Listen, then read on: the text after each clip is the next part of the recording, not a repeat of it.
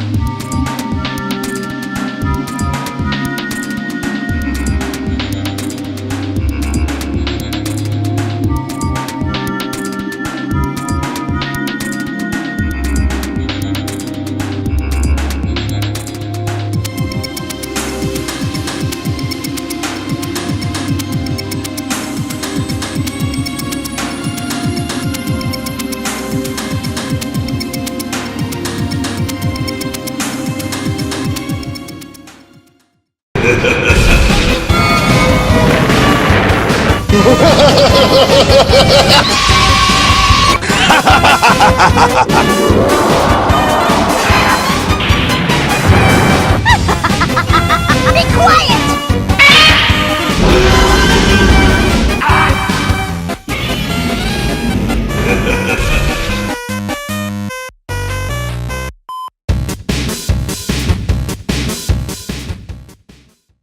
Hello everyone, in today's review we will be going back to 2007 and reviewing the AvP Requiem Series 1 Predalien by NECA. Originally released in two variants, one with the mandibles closed and the other with them opened, I was only able to get my hands on the former for this review, but aside from that minor change, both figures remain generally the same. Now this was NECA's first stab at both the Alien and Predator franchises. before they eventually took the ball and ran with it a few years later. And it definitely shows in some places, for better or worse. And this being the first acquisition from either of those lines for me, it's not hard to see why I ended up falling in love with them and not turning back. So let's begin with the articulation. So in terms of articulation, let's see what we got here. We got her head that can look down that much, look straight about that much as far as it goes back before it conflicts with the sculpt. You kind of tilt her head side to side as well, and you could get it a little bit of rotation there, not too much. Nope. Her actual mouth barely opens and closes. There is no inner mouth to mess around with. It is in there. I tried getting it out with a tweezer, no luck. I don't think it's actually supposed to come out, so I didn't fiddle with it too much. Yeah, arms can kind of come out a little bit to the sides, at the shoulders. You can rotate them a decent amount.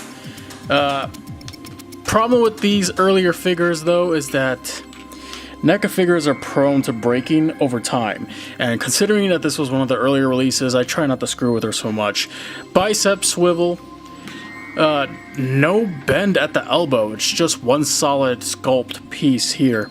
And there is rotation on the hands at the wrist area.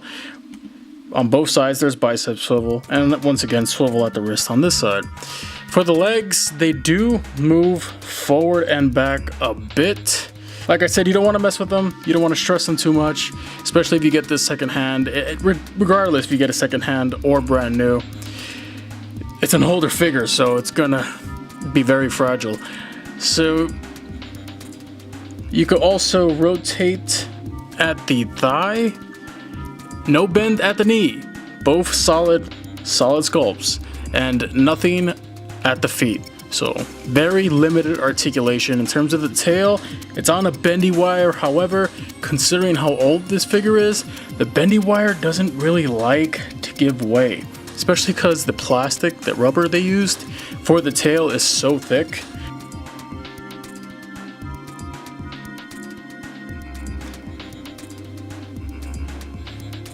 You will get some bend out of that tail, but it's not going to be too noticeable like some of the more recent releases that they perfected.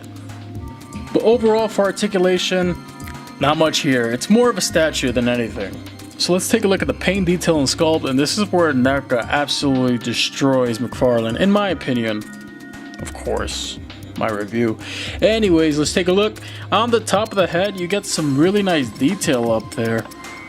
Beautiful sculpt work, as well as paint. Lots of nice details in the sculpt, from the veins, the crevices, the ridges of that elongated head. Oh, and the dreads are also made of that nice soft rubber, so you get a lot of nice feeling from that. Anyways, yeah, moving on. Take a look at the head here. You see that dome is translucent, and you can see right through it into that human-esque skull underneath, complete with the eye sockets. It's beautiful. Absolutely beautiful. You look at the side of the face, lots of nice detail in that sculpt. It's absolutely beautiful. Look at the mandibles. Look at the muscle keeping those mandibles in place. The teeth are done in a really nice silver paint. This is one sexy as xenomorph. Just, man. You look at the body, you get some nice black speckles of paint to add to the texture work. Really makes it pop. I love the creamy yellow they used, along with this amber color over here on the chest. Look at this. Simply divine. Get the light over here.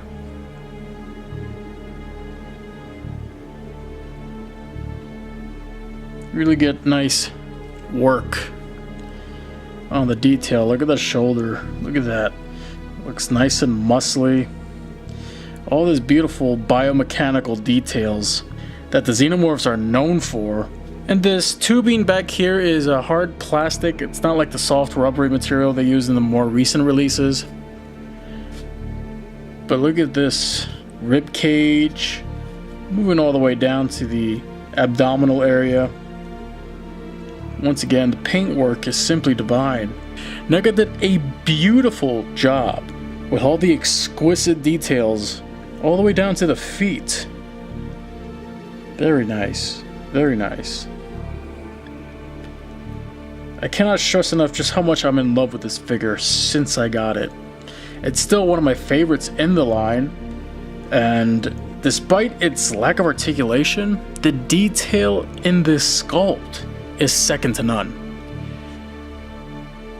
Just take a quick look at the tail, which the blacks and grays on the figure as well are nice and metallic as well.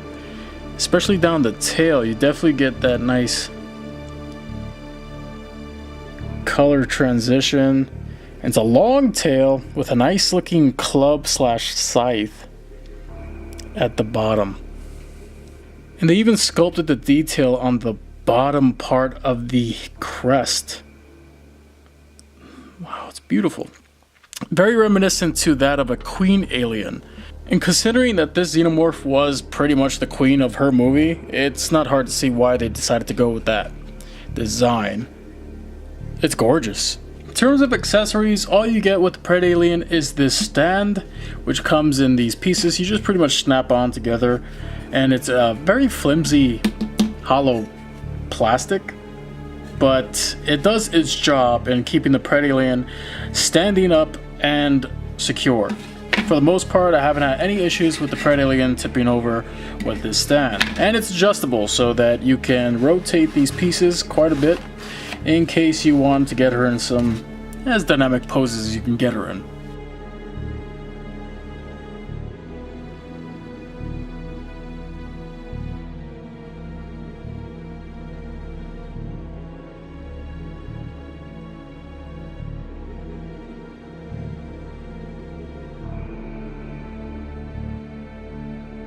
So at the end of the day, despite the articulation being limited and this Predalien being more statuesque rather than an action figure, it's not hard to see why many collectors, including myself, absolutely adore this bad girl.